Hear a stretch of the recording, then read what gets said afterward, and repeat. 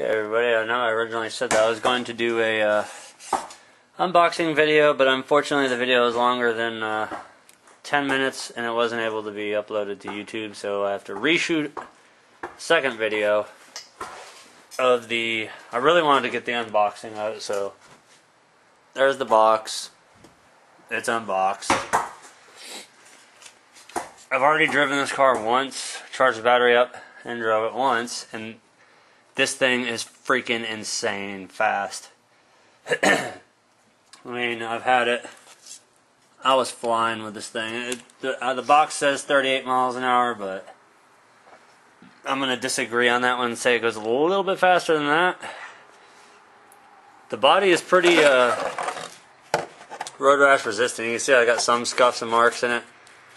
I couldn't see a corner and I ramped a curb with it, but it's a tough body. As for the car itself, it is incredibly put together. That's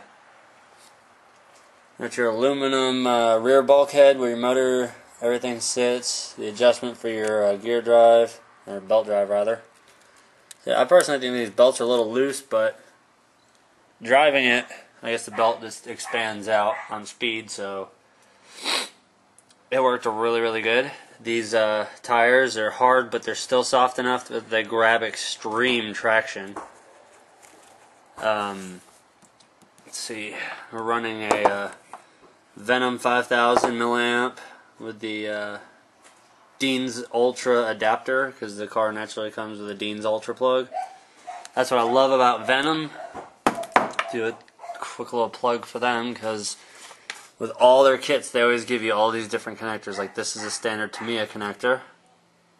One end plugs into your battery, the other end plugs into your ESC, or in my case, for batteries that don't have it, most chargers like my Prophet Plus, it has a Tamiya plug, so that's what I have to roll with.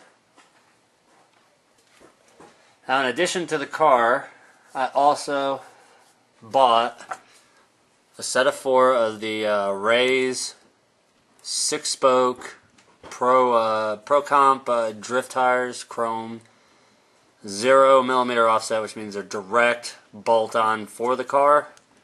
And as you can hear, they're solid as a rock. Now, the specs on this car, you are to have a minimum of a 5-mile-an-hour airflow under the motor to avoid overheating, which, hell, even driving the car, if you barely are on the throttle, you're already going well over 5 miles an hour, so that makes no difference at all. The only thing I could see straight out of the box for me that needs to be done is, the car's awesome, but it needs to sit just a tad bit higher, because there is a very large danger of bottoming out. I don't know if you can tell. I ran the car for about 15-20 minutes and it's already scuffed up, so I'm going to have to adjust my shocks a little bit. Give a little bit more ground clearance. I'm going to play with these body pin mounts, raise the body up a little bit, because just the slightest variance in pavement levels, you hear it hitting the ground. But I like that the 4 links all the way around are adjustable. So you can adjust your caster, your camber, your toe in, your toe out, camel toe, oops, whatever. The belt change looks to be a little bit of a pain in the ass. Like you have to take this whole middle section apart just to change the front belt. But that's easily undone with 2, 4, 6 screws, and it's completely out. And they give you 2-way tape to replace when you do the. You have to pull your receiver off, but it does have a Castle-powered Motive F for flux, obviously. A Motive F brushless electronic digital proportioning ESC, which is very nice, and a Warp 5700 kilovolt flux brushless motor. It is extremely fast. I mean, you punch that thing from a dead stop, you're doing donuts. Which I've already had it doing that. I've had it airborne. The car is just awesome. And of course I haven't gone sticker crazy this time like I normally always do. Let's put a few here and there. Did a little bit. Not much. Wanted to keep the car pretty clean. I also know that you can do the, forget the exact model number, but you can do a direct swap to the Tamiya Nissan R35 GTR Skyline body. It's a direct fit. I like the turnbuckle on the suspension for the steering wise. The radio, the only thing, the radio's got to be the biggest downfall of the entire system. They should have done something more along the lines of the top qualifier radio. To me, I look at that and I can confuse that instantly for my axial radio. As you stick the two together, if it wasn't for one saying HPI on the bottom, you would not know the difference between the two of them. To me, I'm not a big fan of this radio system. That's why on my AX10 back there, I run a top qualifier. And then I just swap out the crystals for when I run the little e-Revo, which needs to be fixed. That'll be another video. The SCX runs on a axial radio, and my Tamiya High-Lift F350 actually runs on this big, gigantic Futaba airplane radio. It's freaking huge, but it works. My overall take of the car is it's a win-win situation. For $300, minus your battery, and I think it was $6 for the rear belts and $7 something for the front belts. I bought 2 of those each.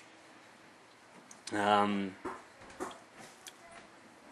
just can't beat it unless you go with an E10, but then that's not, or a what is it, the F1 Tamiya, which that looks pretty cool too. I wouldn't mind having one of those, but I really do love this this Flux. I've been wanting to do an on-road touring car / drifter project for a while, and basically none of the kits, the put together kits, would equal up to what I already got out of the box with this car.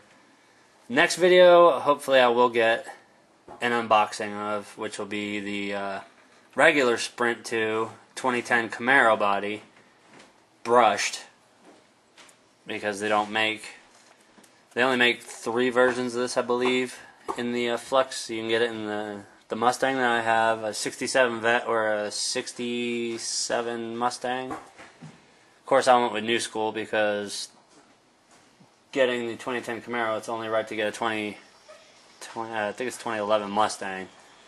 But that is my ultimate power review. It's a must-buy if you want a good on-road touring car / drifter. You cannot go wrong with the HPI Sprint 2 Flux. Be getting a video up of it soon, driving, as soon as we get the track cleaned off. Hope you enjoyed it, and if you like what you see, hit subscribe, and look forward to